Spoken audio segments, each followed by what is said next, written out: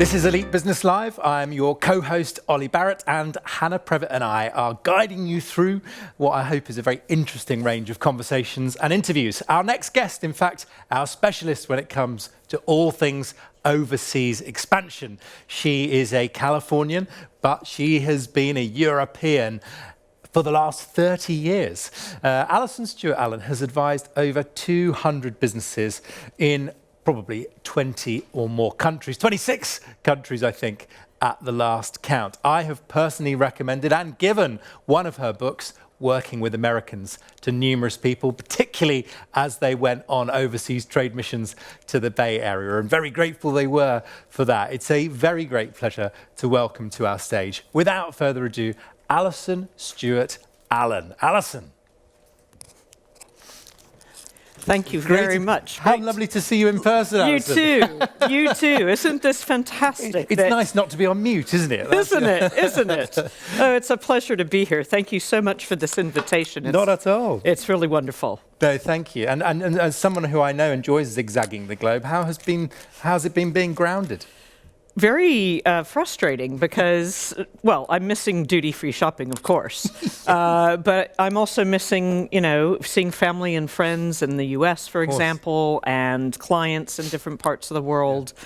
So I'm hoping that in real life lives up to the expectations we all have, which starts in a few weeks' time. I know. Well, we sort of brace ourselves for it. Every time you speak, I learn something new. So we're in your capable hands, and I leave you, our guest, in the company of the brilliant Allyson Stewart-Allen. Thank you so much, Ollie. So thank you all for tuning in and inviting me to share a few points of view on this important topic of how to crack international markets, but specifically we're focused now on Asia Pacific. So the agenda for the next few brief minutes, 3 key things I want to cover with you. One is a little bit about the size of the prize and why bother. The second really is about what you need to know before you go, and we'll do a hyper-speed tour through the world of cross-cultural negotiation. And then last but not least, I want to spend just a few minutes on the good, the bad, and the ugly. I'm sure some of the images I'm going to show you will make you laugh, perhaps cry if you had anything to do with them, in terms of what works in Asia Pacific by way of brands and brand names and why they wouldn't work elsewhere. And so it's so important to understand the local context, and that's what I'll hopefully impart.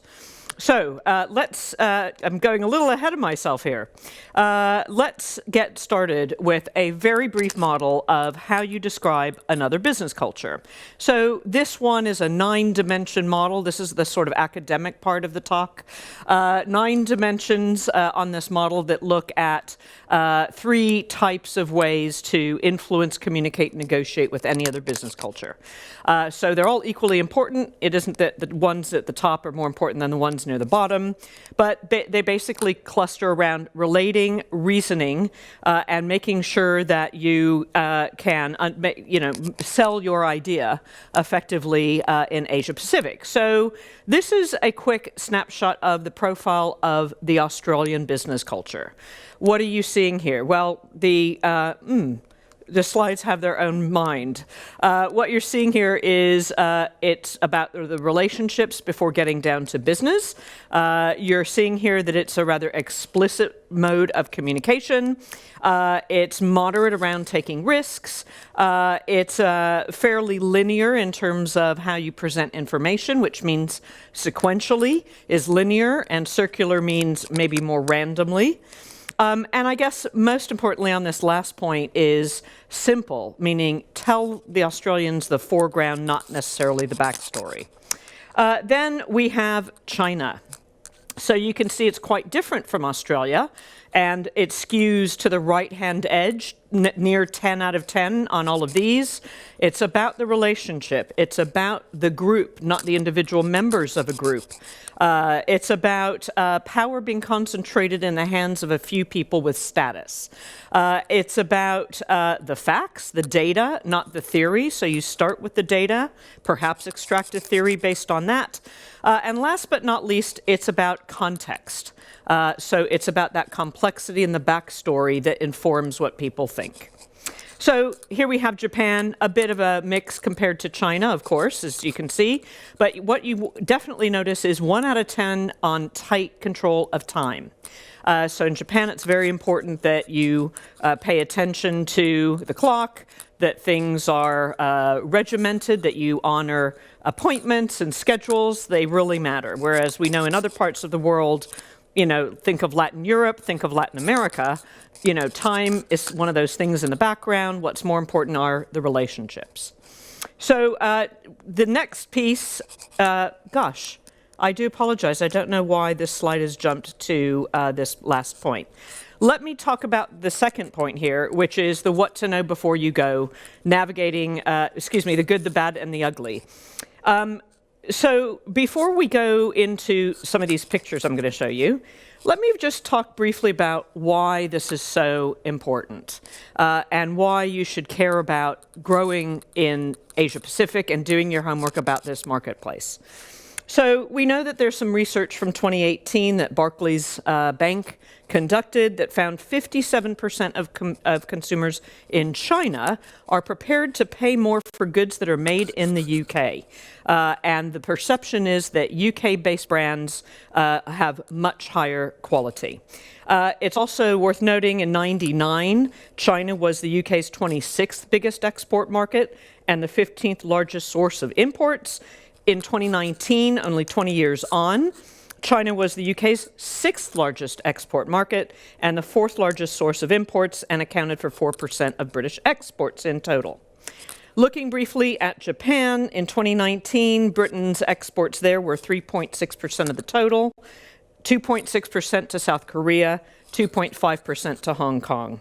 So across the whole Australasia region, the UK exported roughly 2% of all goods and 3% of services.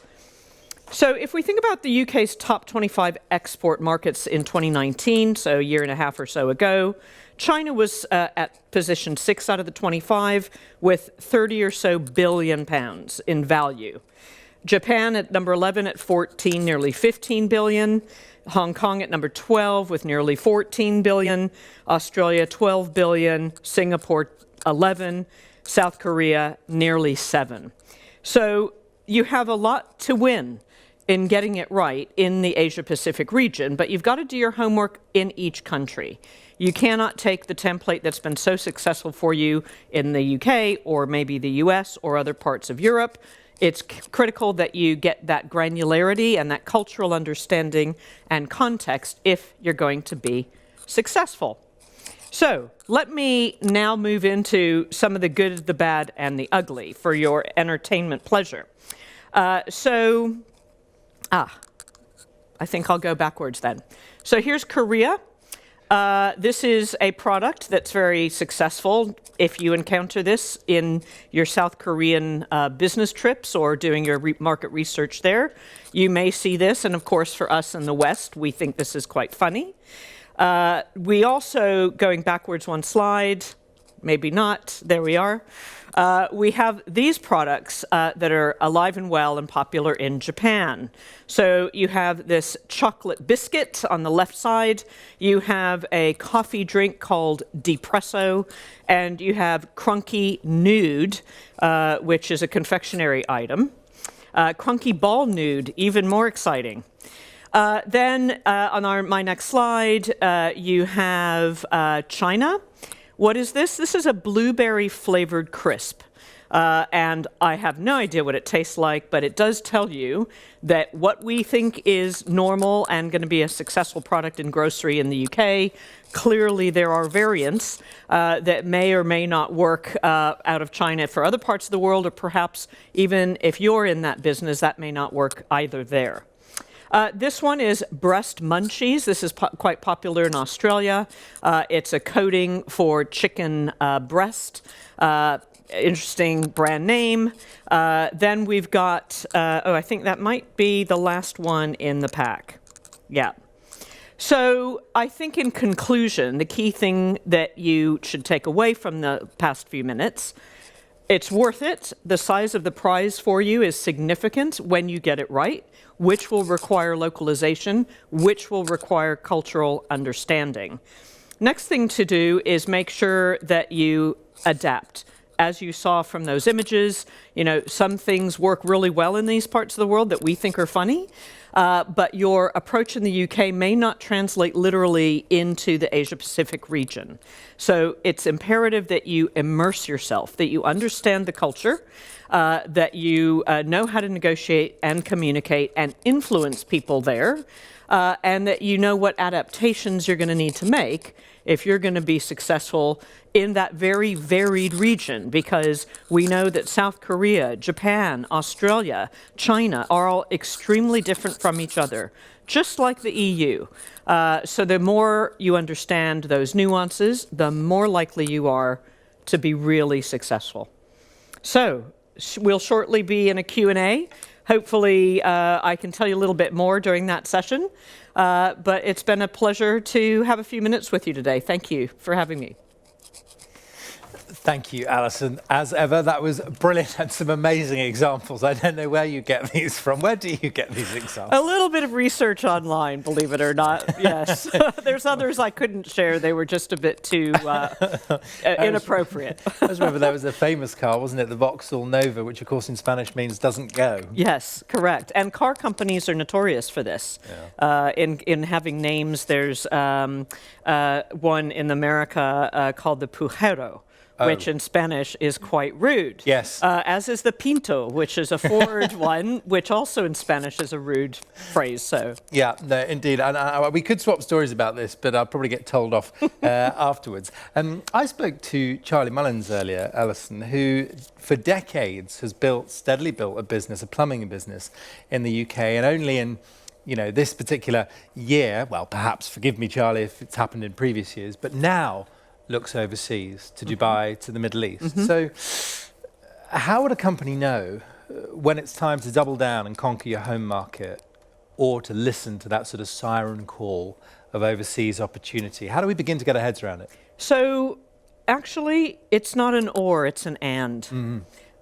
You actually have to do the domestic market and work the domestic market and simultaneously have an international strategy, because you don't switch off from running your home market to be able to do international. But you learn a lot by doing the home market well and studying international and finding what adaptations would you need to make for an overseas market. Yeah. And sometimes you can bring those adaptations back to the home market, and it's a great source of innovation. Okay, and without going off on too much of a hypothetical, could you imagine a company saying, do you know what, we just happen to be based here in London or Milton Keynes, but frankly, we're going to hopscotch over our home market and we're going straight for Australia or the US or China? Yep. And companies do that. But the ones that do their homework win, because they understand that you have to change something. It might be the brand name, as you saw in some of those images. It might be the value proposition. If it's a service, you need to be much more responsive in some parts of the world than others. So unless you do that homework and know what it smells like in that foreign market, you're not necessarily going to win. So you got to spend time there, and there's no shortcuts. Right. So I want to understand a bit more about what spending time there means in this increasingly virtual world. If you've got a question for Allyson, please send it in. We might have time for those during the panel or in our one-to-one here. Where are you on this sort of boots on the ground question? Some would say that from the middle of their volcano, wherever they might be, they can rule the world, but maybe there's no substitute for getting there. Yeah, I don't think there's any substitute for being physically in the market and going. And obviously the last 12 months with lockdown and COVID has meant that it's been pretty much impossible to go in person. But there's no substitute for that, because you do observe how people shop or how they make phone calls or what they say. And you can't get that through a Zoom call. Yeah, you just can't. I understand that. And actually, if we all come around just to think about what the viewer might be pondering, what else comes with being there physically? Because just to play back what you're saying there, it is about understanding. How much about relationships? How much of relationships are face-to-face? Well, what a great question. So in certain parts of the world, If you don't have the relationship first, you're never going to be allowed to do business. And in Asia Pacific in particular, relationships really count. So there's, and face-to-face really counts. So you can't just show up and say, oh, hey, Mr. Japanese counterpart whose business I really want to win. Here's my spreadsheet. Let's get down and start talking about the detail. I'm sorry. You've got to do a couple of weeks to get to know them, be allowed to call them by their first name, a few karaoke nights, if I may say so from experience, before you're even allowed to talk about business. And purely out of interest, and just let's dive into that particular one, on said karaoke night, to what extent are we talking business in that environment, or then are we off, are we playing? You're not. It's off limits. There's no business conversation until you're in an office setting.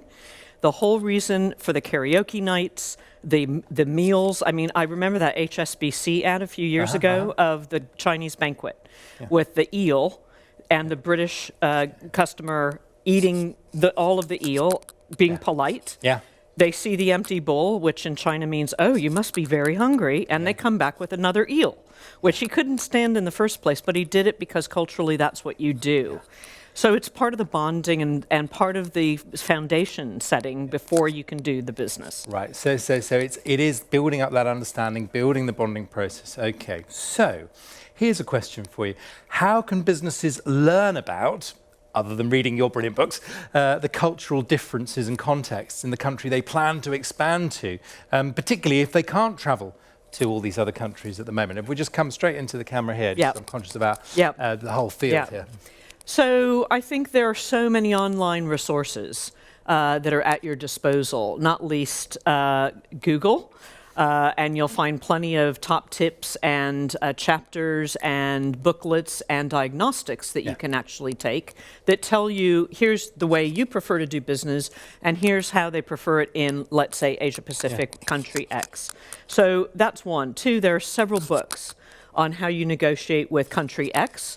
So certainly have a look on Google, Amazon, all the usual outlets, and you will find, no doubt, several books that detail, do this, don't do this. And so the more you can read, there's also films. I mean, if I think about Lost in Translation, and I just blanked on his name from Groundhog Day. Thank you. Bill Murray and Scarlett Johansson are in Tokyo, and there's a lot that is in that film that also seems to educate all of us about this. Well, what you've made me wonder there, Allyson, is, and I was being educated, if you like, by sort of some of our guests earlier, particularly how different generations do business. In your experience, to what extent are some of these cultures, potentially hundreds of years old, or actually are they so fast-flowing, we better get an up-to-date copy of those books?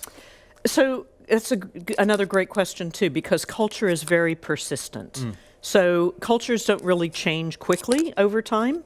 Having said that, business cultures have had to change because of COVID-19 and working from home.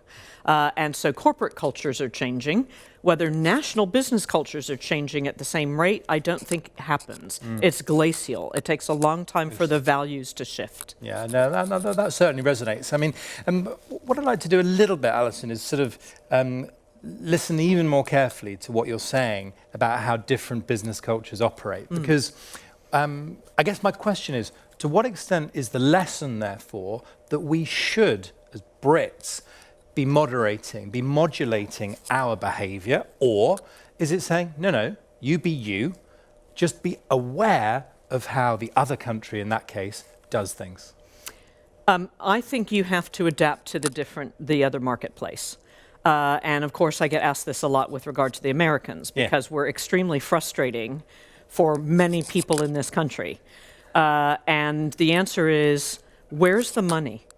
If the money is in Japan, China, South Korea, Singapore, Hong Kong, Asia Pacific, the United States, you need to attempt the behavior that resonates in that country. When you're negotiating, when you're trying to build relationships, you should be yourself. And I'm not suggesting don't be yourself, be somebody else. Be yourself, but have this knowledge that this is how they prefer to negotiate and build relationships, and this is therefore what you should do. Yeah. And if you don't do that, you won't have the relationship. Okay, well, what if they've been reading the other books from Amazon and then somehow we'll sort of keep stepping on each other's toes? I mean... Well, I think the more you attempt to flex and assimilate to that other business culture, the more goodwill you get. Right. So my husband, great guy, had French at school. He's not fluent, that's okay, but he tries. Yeah. And when you're in France, just saying the occasional word in French, oh, that's delightful. Oh, you speak the language. Then they talk fluently. If you let me take over the curriculum, I think I'd give all children a few phrases in about 30 languages. Exactly. I think that would be a nice way forward. So do I. And just on a very practical note, Allyson, is the rule when in Rome or when with Romans? Well, it could be both. So, for example, our Italian friends have come to visit at the end of the year. Should we revert to normal, or are we being hugely mindful of all the rules that you talked through in their case study? So I think you should be mindful of the rules because it's accommodating, it's welcoming if you are aware of the lens they're wearing. Sounds like we're talking about empathy. Oh, we definitely are talking about empathy. Cross-cultural working is all about empathy. Yeah. And if you don't have that appreciation and understanding and interest in this other culture, then don't bother, really. Yeah. Don't bother. And just give me a glimpse of where you've seen, particularly Brits, get it a bit wrong. Could be in the US, but it could be Asia-Pacific. Okay, well, look, why don't I talk about briefly the U.S., because that's top of mind right now for me, because I'm actively in that world every day. Americans are quite bullish and confident, and it comes across over here as overconfidence. Yeah. And so on a volume dial of 1 to 10, Americans are at 11, and the Brits are probably about 5. So, saying, oh, well, we're rather good at our software applications. Yes, we're okay. Well, you say we need to dust off our trumpet. And the Americans will hear, oh, you're only okay? You mean you're not number 1? You're not awesome? You haven't won a billion awards? So it sounds a little tentative. Yeah, I understand. So, turning the volume up in a market like that is important. Turning the volume down in Asia is important. Interesting, so a little more humility. Much more humility. Much more implied communication. So how do we cross this gap, though? If you go back to sort of, pillars of rhetoric, the ways to persuade, pillar 1 is credibility, reputation. How do we project our credibility and reputation without bragging?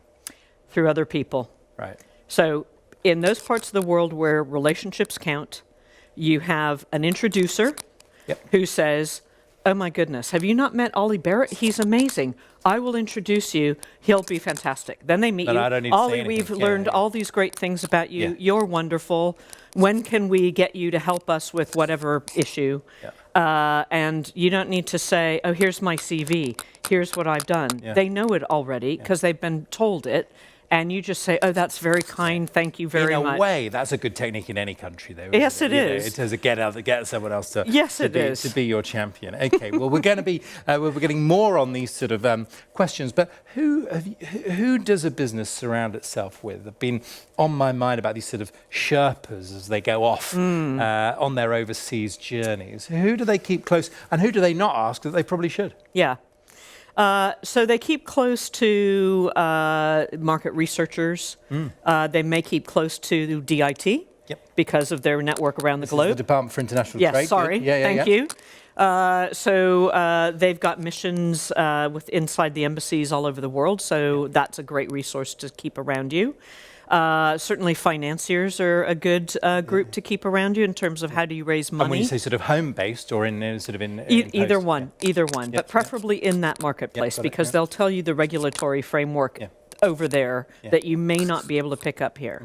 One thing I really took from Silicon Valley, by the way, was the idea of a bank, for example, as a connector. Yes. As an introducer. Yes. We need more of that over here. Yes, we do. Yes, we do. I think there's a huge opportunity for banks in the UK to realize that a lot of their value derives from connecting their clients to each other. Right, which is so fulfilling. Right. Allyson, will you stay with us for the panel? I'd love to. Thank you. Amazing. Thank you so much for now, Allyson Stewart-Allen. Don't go anywhere.